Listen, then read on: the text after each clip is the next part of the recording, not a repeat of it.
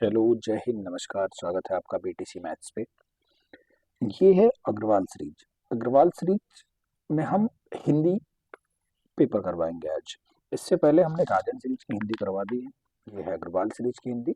इसके बाद पवन सीरीज की हिंदी आएगी। फिर कुछ इंपॉर्टेंट क्वेश्चन आएंगे। शुरू करते हैं पहला क्वेश्चन से। अगर आप लोग नए हैं तो चैनल को सब्सक्राइब कर लें।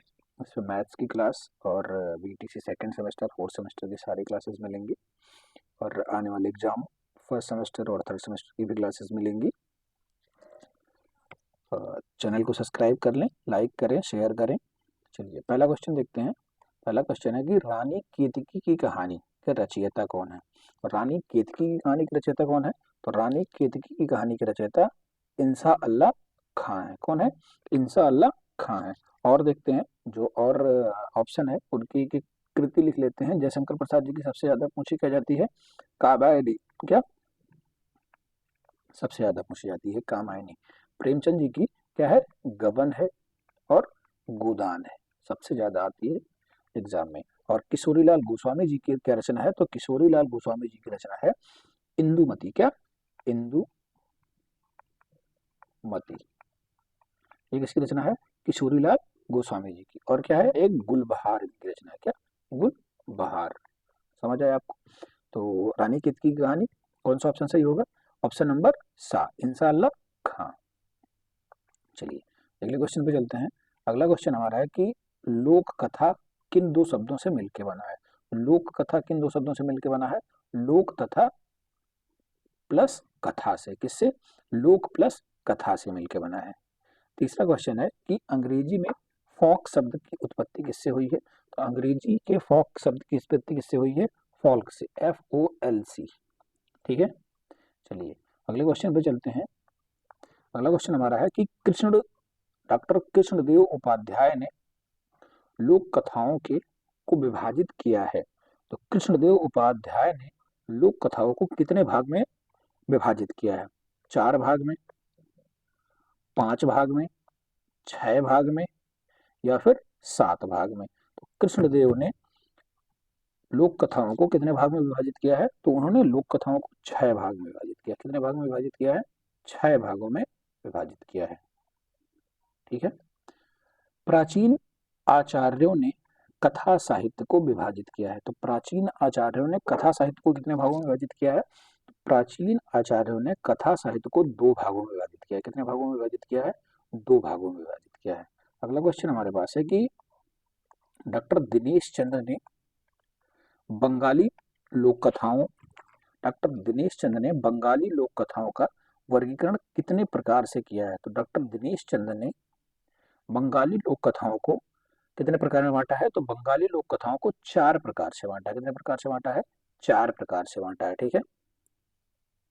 अगला क्वेश्चन हमारा कि आनंद वर्धनाचार्य, कौन? आनंद वर्धनाचार्य ने कथा को कितने भेदों में उल्लेख किया? तो आनंद वर्धनाचार्य ने कथा को कितने भागों में उल्लेख किया है? आनंद वर्धनाचार्य ने कथा को 3 भागों में उल्लेख किया है। अगला क्वेश्चन हमारा है कि उत्साह उत्साह सच्चाई और विश्वास के अभाव में अध्यापक का कहानी सुनाना निरर्थक शब्दों का जंजाल मात्र रह जाता है। यह कथन किसका है? तो यह कथन है केडी कैथर का। किसका? केडी कैथर का। उन्होंने क्या कहा था कि उत्साह सच्चाई और विश्वास के अभाव में अध्यापक का कहानी सुनाना निरर्थक हो जाता है। अगला क्वेश्चन हमारे पास है कि लोक कथा लोक कथा लोक साहित्य या लोकवाणी विलास की एक विषाद विधा है। यह कथन किसका है? तो ये कथन किसका है? तो ये कथन श्रीचंद जैन जी का है। किसका? श्रीचंद जैन जी का है। चलिए अगले क्वेश्चन पे चलते हैं। अगला क्वेश्चन हमारा है कि कहानी कहानी एक लघु वर्णनात्मक रचना है। क्या? कहानी एक लघु वर्णनात्मक रचना है जिसमें वास्तविक जीवन का कलात्मक रूप से प्रस्तुत किया जाता है। कहानी का प्रमुख उद्देश्य मनोरंजन करना। यह कथन किसका है? तो कहानी का प्रथम रूप है मनोरंजन करना। यह कथन किसका है? यह कथन है कोपार्ड नाइट का। ठीक है। अगला क्वेश्चन हमारा है, ये बीटीसी 2016 में पूछा गया प्रीवियस ईयर का क्वेश्चन है। बच्चों को कहानी सुनाते समय बीच बीच में उनकी कल्पनाशीलता को जागृत करने के लिए पूछना चाहिए। क्या पूछना चाहिए? तो उनसे विकासात्मक प्रश्न पूछना चाहिए। क्या पूछना चाहिए? विकासात्मक प्रश्न पूछना चाहिए। ठीक है। अगला क्वेश्चन है गोदान। क्या? गोदान के लेखक कौन है? गोदान, गबन, ये सब किसकी रचना है? ये सब मुंशी प्रेमचंद जी की रचना है। ठीक है। महादेवी वर्मा जी की कौन सी रचना सबसे ज्यादा पूछी जाती है? तो महादेवी वर्मा जी की नीरजा सबसे ज्यादा पूछी जाती है। ठीक है। और जयशंकर प्रसाद की हमने आपको बताया कामायनी, आंसू, और सूर्यकांत त्रिपाठी निराला जी की इनकी चिदम्बरा बहुत पूछी जाती है। ठीक है। मुंशी प्रेमचंद जी की वह रचना जो अधूरी रह गई, तो इनकी कौन सी रचना अधूरी रह गई थी? तो इनकी मंगलसूत्र रचना जो थी वो अधूरी रह गई थी। ठीक है। सूरदास की रचना क्या है? सूरदास की रचना है सूरदास की रचना है साहित्य लहरी। कौन सी है? साहित्य लहरी। झरना किसकी है? जयशंकर प्रसाद जी की है। दोहाबली किसकी है?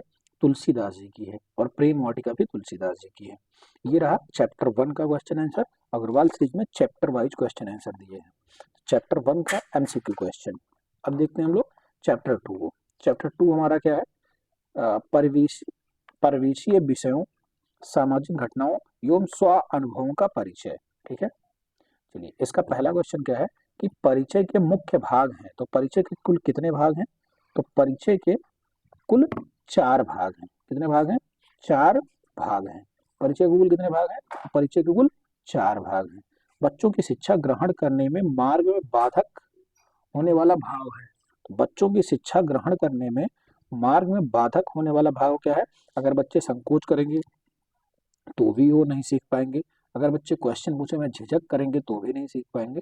अगर कोई बच्चा शर्मीला है, उठने में शर्माता है, या बच्चों से बात करने में या टीचर से बात करने में शर्माता है, तो उनके शिक्षा ग्रहण में क्या हो जाएगा? बाधक हो जाएगा। मतलब ये सभी। ठीक है। अगला क्वेश्चन है कि शिक्षक बच्चों से नजदीकी प्राप्त कर सकते हैं। कैसे प्राप्त कर सकते हैं? कैसे प्राप्त कर सकते हैं? परिवेशीय विषयों में, जैसे जिस विषय का हो उस विषय के परिवेशीय विषयों में, सामाजिक घटनाओं में, या उनके अनुभवों पर क्या कर सकता है? या इन सभी पर बातचीत करके, मतलब वो सभी पर बातचीत करके वो अपने शिक्षक से नजदीकी प्राप्त कर सकता है। अगला क्वेश्चन हमारा है कि बालक के सुनने, बोलने, समझने तथा अभिव्यक्ति को दक्षता का विकास अधिक प्रभावी होगा यदि उनसे बातचीत होगी। क्या होगी? क्रियाकलाप होगी, परिवेश होगी, या परिवार इत्यादि पर बातचीत होगी। तो वो क्या करेंगे? तो वो हो जाएंगे आपसे समझने में, अभिव्यक्ति की दक्षता में महत्वपूर्ण हो जाएंगे। मतलब ये सभी हो जाएंगे। परिचर्चा कितने प्रकार की होती है? तो परिचर्चा 2 प्रकार की होती है। ठीक है। परिचर्चा 2 प्रकार की होती है। अगला क्वेश्चन हमारा है परिचर्चा एक सहयोगी कार्य है। परिचर्चा एक सहयोगी कार्य है जिसमें प्रत्येक सहभागी किसी समस्या किसी समस्या को समझने का प्रयास करता है और सत्य की खोज करना चाहता है। उपरोक्त कथन किसका है? किस शिक्षा शास्त्री का है? हिंदी में शिक्षा शास्त्री के कथन से क्वेश्चन आते हैं। तो ये कथन किसका है? तो ये कथन रिस्क महोदय का है। किसका है? रिस्क महोदय का है। अगला क्वेश्चन हमारा है कि कक्षा में परिचर्चा का मुख्य लक्ष्य क्या होता है? कक्षा में अगर हमें परिचर्चा करनी है तो उसका मुख्य लक्ष्य क्या होता है? वाद विवाद करना, किसी टॉपिक पे दे देना, उस पर चर्चा करवाना। अगला क्वेश्चन हमारा है परिचर्चा प्रक्रिया कितने चरणों में होती है? तो परिचर्चा प्रक्रिया कितने चरणों में होती है? परिचर्चा प्रक्रिया 3 चरणों में होती है। कितने चरणों में होती है? 3 चरणों में होती है। ठीक। ये रहे चैप्टर 2 के सारे क्वेश्चन आंसर। अब हम लोग चैप्टर 3 देखेंगे। अगला चैप्टर हमारे पास कि गद्य व पद्य के अंशों का शुद्ध उच्चारण, लय एवं उतार चढ़ाव के साथ साथ पढ़ना और बोलना। काव्य को कितने भागों में बांटा गया है? तो काव्य को मुख्यतः 2 भागों में बांटा गया है। कौन कौन से भागों में बांटा गया है? श्रव्य काव्य और दृश्य काव्य। आ और बा दोनों। ठीक है। काव्य को मुख्यतः 2 भागों में बांटा गया है। दृश्य काव्य मतलब देख के पढ़ना, और सुन के पढ़ना, श्रव्य काव्य। ठीक है। फा का उच्चारण स्थान, हम पिछली वीडियो में आपको बताए थे, हमें उच्चारण स्थान याद करने के लिए एक छोटी सी ट्रिक लिखनी है, के टी एम डी ओ, ठीक है, के टी एम डो। के फॉर कंठ, ठीक है, टी फॉर तालु, एम फॉर मूर्धा, ठीक है, डी फॉर दंत, ओ फॉर ओष्ठ, ठीक है। आपको हंसी आ रही होगी, लेकिन इसको ऐसे याद कर लें, कभी नहीं भूलेंगे। कंठ में क्या होता है, कावर्ण पूरा आता है, ठीक है, कावर्ण, चावर्ण, ठीक है,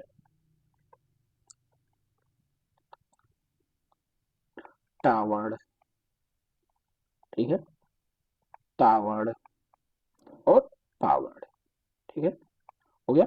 पूछा हमसे क्या है, फा। फा किस में आता है, पा के बाद फा आता है। फा किस में आता है, ओ में, ओ फॉर ओष्ठ। फावर्ण किस में आया, ओष्ठ में। देख के तुरंत आंसर करके चल दीजिए आप, ठीक है। अगला क्वेश्चन क्या है, अशुद्ध उच्चारण के कारण क्या है। अशुद्ध उच्चारण का कारण क्या हो सकता है, तो अशुद्ध उच्चारण का क्या कारण हो सकता है, भौगोलिक प्रभाव, अज्ञानता, या शारीरिक दोष, या फिर ये सभी। तो हम अशुद्ध उच्चारण मतलब किसी अलग भौगोलिक क्षेत्र से आए हैं, तो हम उसके उच्चारण स्थान को गलत पढ़ सकते हैं। हमारे अंदर शारीरिक दोष है कोई, तो भी हम उच्चारण स्थान को गलत पढ़ सकते हैं। और अज्ञानता मुझे आता नहीं है, तो भी हम उच्चारण गलत पढ़ सकते हैं। अगला क्वेश्चन क्या है, उच्चारण दोषों का निवारण, निराकरण का उपाय क्या है। तो उच्चारण के दोषों को निराकरण का उपाय क्या है, आप अपनी मित्र मंडली में रहें, तो आप उनकी लैंग्वेज को अच्छे से समझ पाएंगे, और ध्वनि तत्व का ज्ञान हो, मतलब कौन सी ध्वनि किस में है, तो ये क्या हो जाएगा, ये दोनों हो जाएगा, ठीक है। इसका आंसर क्या हो जाएगा, सी।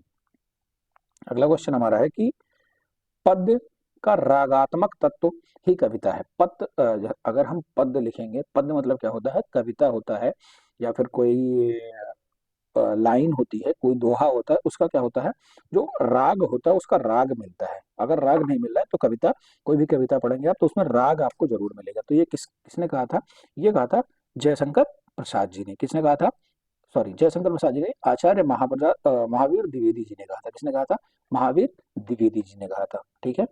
अगला क्वेश्चन है हमारा, काव्य को आत्मा, आत्मा की ध्वनि किसने माना है।